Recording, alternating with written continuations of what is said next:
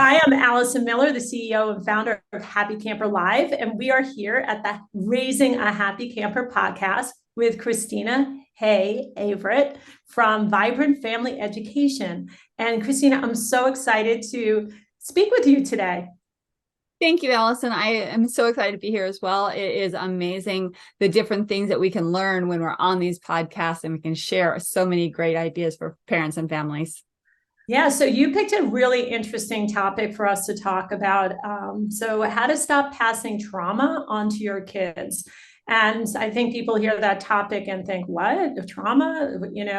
Passing it on to my kids. Trauma happens. This is, I've not created trauma. So I think it's going to be a very interesting podcast for us to explore this topic. Before we jump in, I would love for you to introduce yourself, a little more formally with your background. So if you could share that with the audience, that would be great. Thank you so much. Yeah, exactly. Exactly what you said. A lot of people are like, oh, this is a really heavy subject, but it's not whenever you look at it through the lens of where I'm coming from. And where I'm coming from is a teacher of 27 years. I left the classroom. I'm not in the classroom anymore, but I took everything I learned from those 27 years and I have branched out to build Vibrant Family Education. And there I help families, I coach families around the education model, around family development. And we really look at how we can create the happiest, healthiest, and most successful kids for our future, because it's so needed right now. I ended up leaving the classroom due to a lot of different things. We can talk about policy changes, we can talk about understaffing, too many kids, all of that kind of stuff.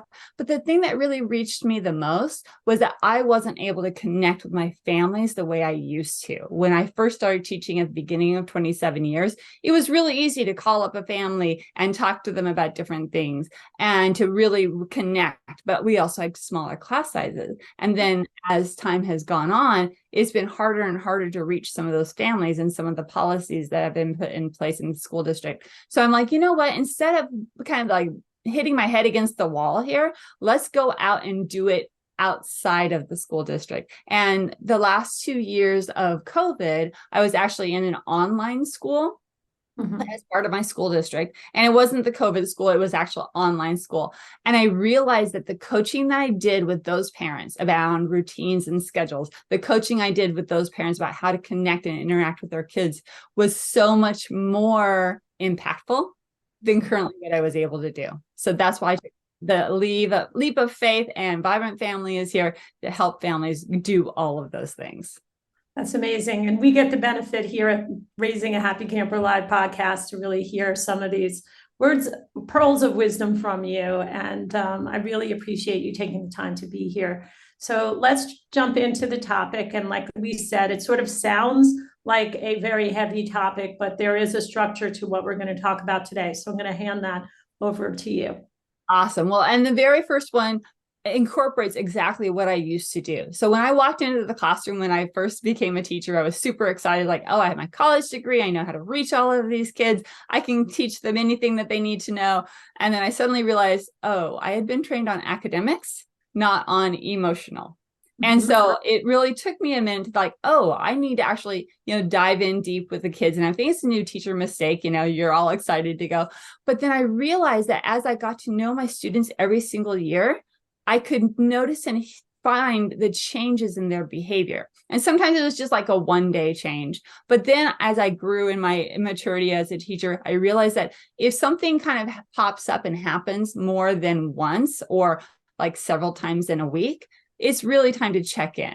And so the very first thing I talk about is communication with your educator. A lot of parents, when I would call them, when I noticed those changes, they'd be like, oh yeah, well, little so-and-so is super excited because we're going to get a puppy this weekend.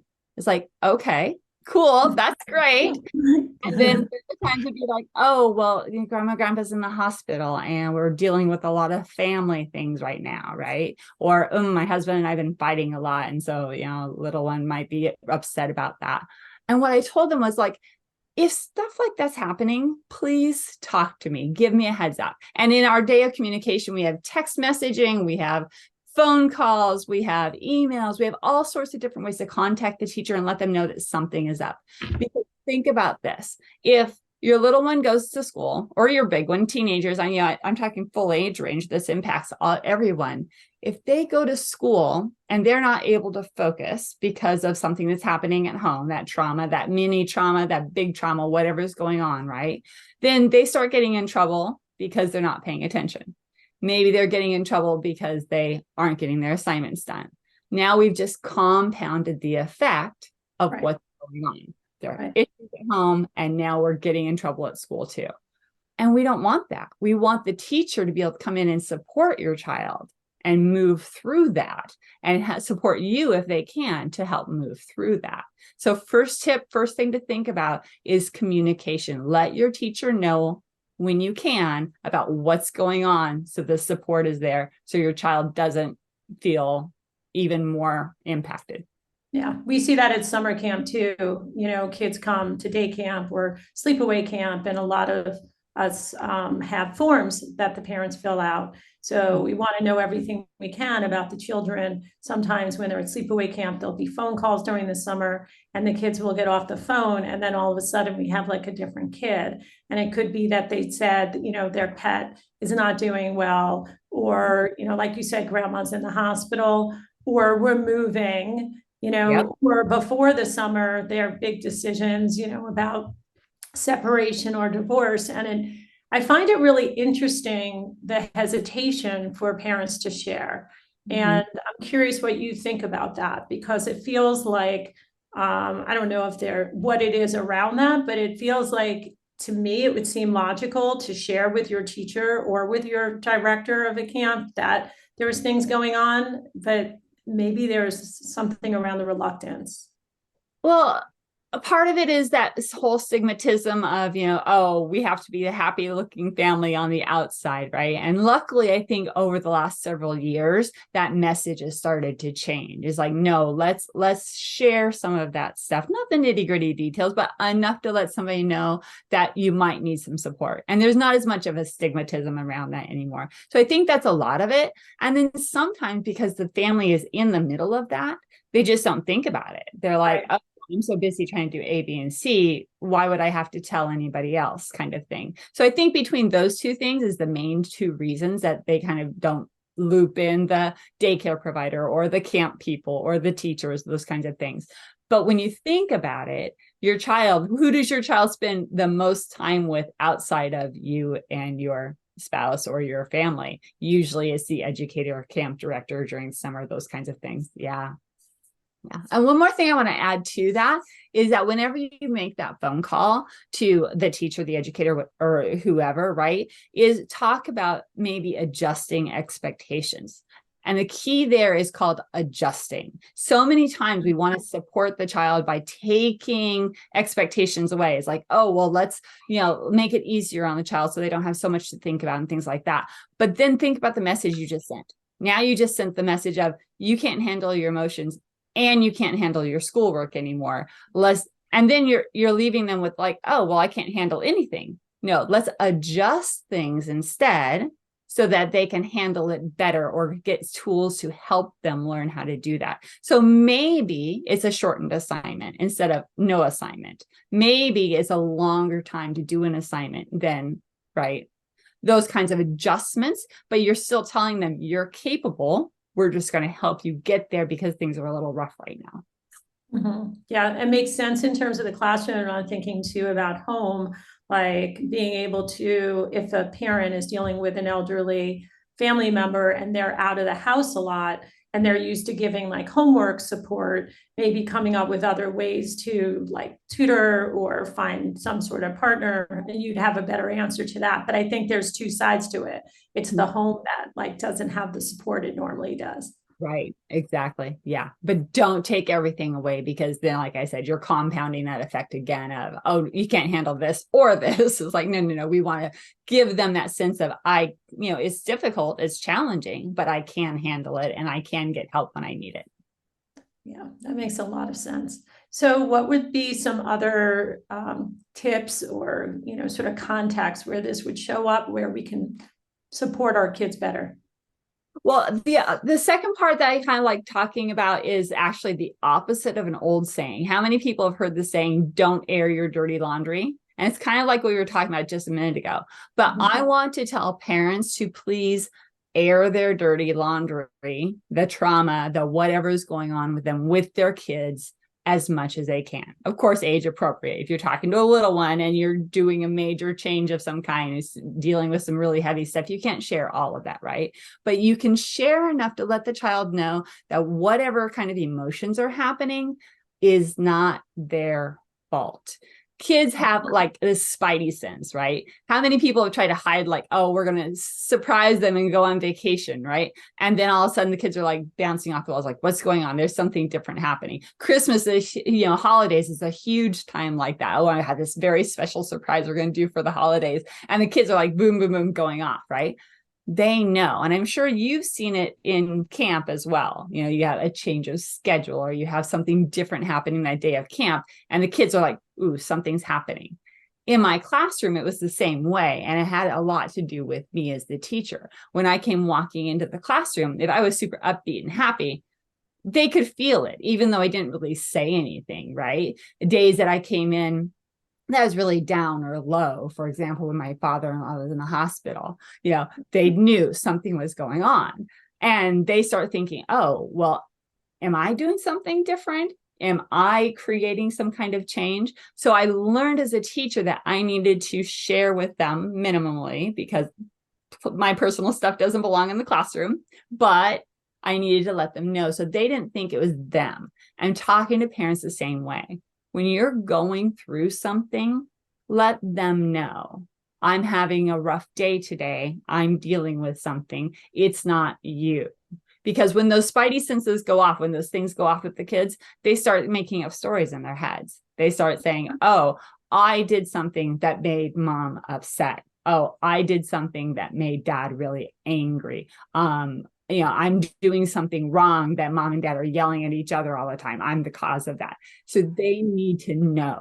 So please air your dirty laundry with your kids. Let them know that it's something that's happening with you that you are trying to deal with. And then what kind of, great model is this? You're sharing and, the appropriate amount. You're letting them know, oh, I'm really sorry I blew it today. I yelled at you. I apologize. Can you forgive me? Really make sure those conversations are happening, because that's going to help the child not be like we were talking about, not being traumatized, not being impacted, because now they understand and they're not creating those huge. Right.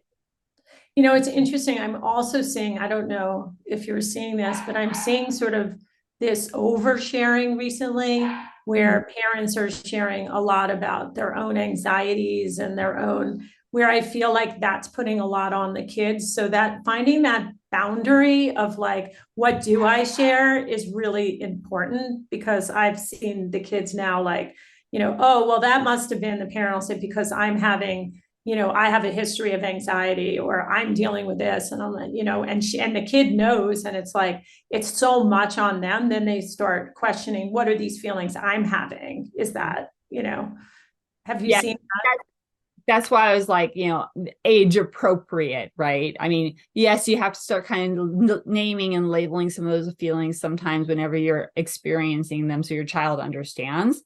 But yeah, don't overshare either. I mean, you're the adult. There are certain things that adults are supposed to handle without the involvement of their kids, because we're the role models. We're supposed to be the strong ones. But at the same time, that little bit of vulnerability is super important, so that they know it's not them. So yeah, absolutely. Find that really good balance. And if you don't know where that balance is, talk to somebody about it, another adult about it, that can maybe help you. So for example, a teacher in a classroom has seen a lot of different families experience a lot of different things. They might be able to give you a tidbit to help you out if you get stuck. Camp counselors are the same way, especially as long as you've been in the business. You've seen a lot of things. So maybe you can ask. A lot of people hopefully are using either counselors or therapists or coaches as well. Use those times to talk it out and really dive down. It's like, how much do I need to share with my child so they understand it's not them? And how much do I need to kind of keep close to me? Mm-hmm. So what is your number 3 tip? Number 3, and you're going to love this one, because it's one of the things that you really want to talk about, is schedules and routines. if you really, really think about it, when I was in the classroom, I would go have days that were pretty much the same, lunch at the same time, math at the same time, things like that. And the days that the schedules and routines were off, my kids were off. I mean, I would always have to have plan B in the back pocket ready to go because something was off and it just didn't kind of keep the flow going, right? Because the children were super in tune to those routines. They were super comfortable in those routines, and they could focus on their academics and learning because they knew what was coming next. They didn't have to think about, oh my gosh, this next thing, how am I going to deal with this? Because they knew what was coming next.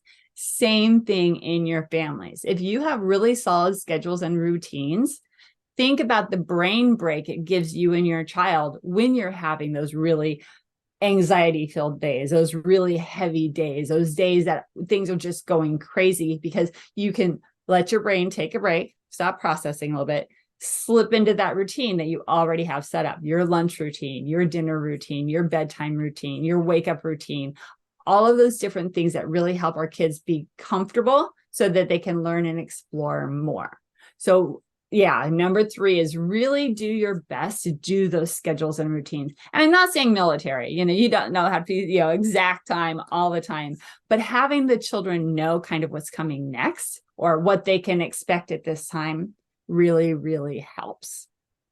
Yeah, I mean, camp is all about schedules and routines, and it definitely keeps I say it's predictable, but there's always this element of surprise and fun and playfulness that you bring into it. So, but the structure is what really supports the kids, and knowing, keeping it consistent in terms of waking up in the morning and bedtime, and those things in itself like really help, because one late night or, sleeping in, and, it just it kind of, takes a kid to a place where they, I don't know the term, but it just feels like maybe they sort of fall out of that sync with things and everything gets disrupted.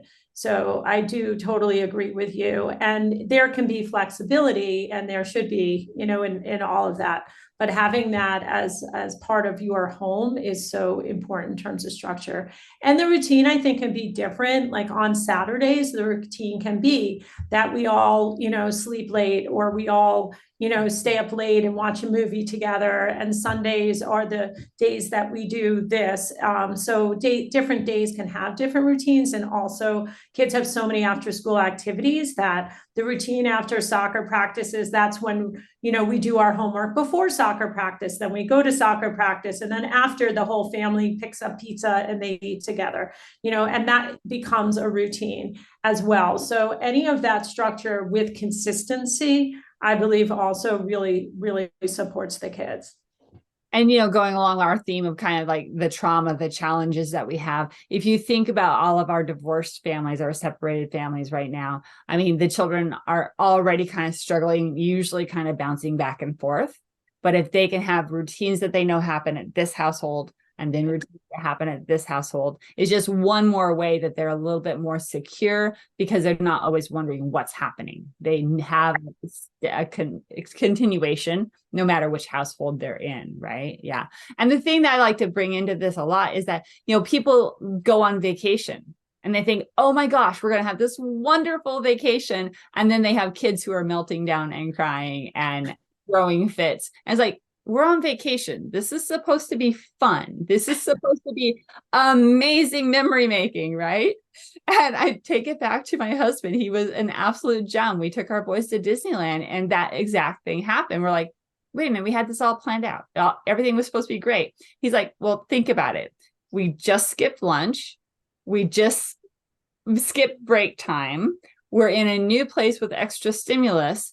What did you expect to happen? And I was like, well, I was expecting them to be able to handle it. It's like, but they're younger, or there's a lot different than normal. So we have to expect those changes. But think about food time, lunchtime, dinner time, blood sugar changes that impact emotions a lot. So camp life is very much about that. You need to keep the kids level so they can handle all of the new experiences. Same way in our households, when we're trying to deal with something heavy, keeping those blood sugar levels here, keeping the sleep pretty scheduled and set, it really helps the whole family. Yeah, meal time is so important. I think you're 100% right. Anytime I'd see issues with my kids, I'd be like, wait, what time is it? What are we supposed to be eating right now? Because it's always, in my view, related. And these days, I think a lot of kids still skip breakfast. I tell the kids at camp when they're going back to school, the schools determine the schedule based on budgets and busing and, meal times. And we have kids that are leaving super early or having lunch at 11 o'clock and then not having a snack at 2 or getting home at, these odd hours. And, I asked them, like, what do you bring to school to support yourself? In some classrooms, you can't even bring the food in. So kids are trying to eat it in between classes if they're older, right? So there is a lot of challenges around I think the meal part and the snacking part of everything too for kids. Yeah, absolutely. Yeah, it's so important to look at all those kinds of things and do what you can. But again, that's a learning experience, right? Because you're talking about it with your students, your campers, and hopefully parents are also talking about what can you do to support yourself? How can we help you be supportive of you? Those are great questions and great topics that should be talked about a lot. Yeah. So when you say how to stop passing trauma down to your kids, tell me specifically what that means in terms of that topic.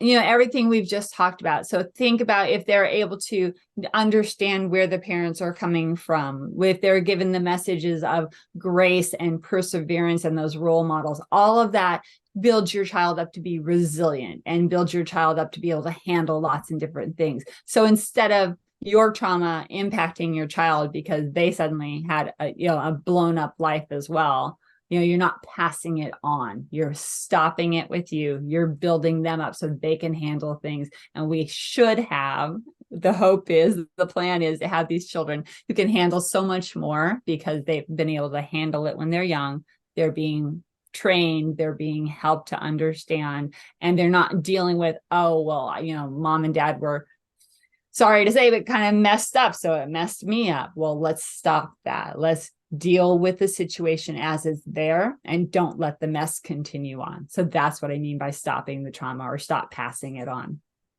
Yeah, I found it very interesting during COVID that, the parents were so impacted and there was so much of a challenge around the parents that were trying to just deal with their own jobs and, they're, having the kids at home and all of that. And it just, it seemed like so many lines got blurred or parents were just trying to survive and the kids were kind of just out there, so some fending for themselves, some of them. It was a really interesting time. So I think being able to tackle this topic and really see the importance of it because our kids have been through so much in the past few years and being able to support them now that they're back to routines and in these spaces like school and camps where, they weren't even able to go for so long. It's even more important, this topic. Absolutely. Absolutely. Great. Well, Kristina, it's been so nice talking to you. Is there anything you wanted to add? Did I miss any tips? We stopped at 3, but I'm sure there could have been many others, but those were the main three. One thing that I've been doing recently, I've been working with another expert called a declutter expert. And it's interesting whenever we start looking at academics and clutter and clean spaces and things like that. So one thing I'd like to kind of challenge people is think about how could I maybe declutter a little bit, make things a little bit easier running. And again, it goes into decluttering the brain by having schedules and routines so you don't have to keep thinking about things. It's talking about the spaces that you're in so you can get your academics or your work done easily, those kinds of things. So that's something I would kind of challenge people a little bit about is what could you tidy up, move around so that is a little bit easier as well. That's a really, really good point. I'm wondering how familiar you are with learning styles. I'm sure as a teacher, you're pretty familiar with learning styles. And I remember when my son was going to a particular school, they had the whole family do the learning styles so we could all see. And my daughter, who I kept trying to keep at a desk, who later I found, would never ever be able to study at a desk at home, would be doing cartwheels while she was studying, you know, Yes. right? And then I was like, oh my gosh, this kid's, thinking like there was something wrong, but actually it was perfect for her to be studying doing cartwheels, and my son has to have his space like a very certain way. So I think also, I would also suggest to parents, like, look into the learning styles. So when you talk about space, know what space you're decluttering for them.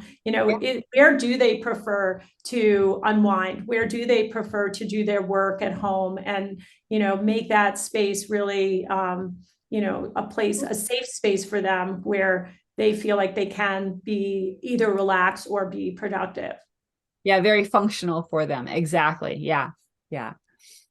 So, well, Kristina, it's been great talking to you. I'd love to have you back. There's so many different topics we can talk about. You are a wealth of information, and I'm glad that you were able to see, something for yourself and going out and working with families and educating them in this way. Your story is really interesting, and I really appreciate you sharing that with us at Raising a Happy Camper podcast. We'd love to know more about vibrant family education and anything else you want to share about yourself before we go. Excellent. Thank you so much. So vibrantfamilyeducation.com is where you can go and find out more, and you can click a button to actually have a conversation with me. If you just follow me on Facebook, Kristina Heagh-Avritt, you will see all of my links and bios and everything there, so you can find out more from me about me there as well. The thing that we didn't get to is that you have your podcast. I have a podcast too. I have a podcast called Bringing Education Home. And so I interview, kind of like you, other experts and things that really help families with some of these struggling points. So, come find me. DMs are open. I'm a real person. I love talking with families. So let me know how I can help you. That's awesome. Well, thank you so much, Kristina. And I hope to have you back at the Raising a Happy Camper podcast. You can listen to us wherever podcasts are played. We love Spotify. We love our YouTube channel as well, and happycamperlive.com. So hope you'll join us next time. Take a moment to shine.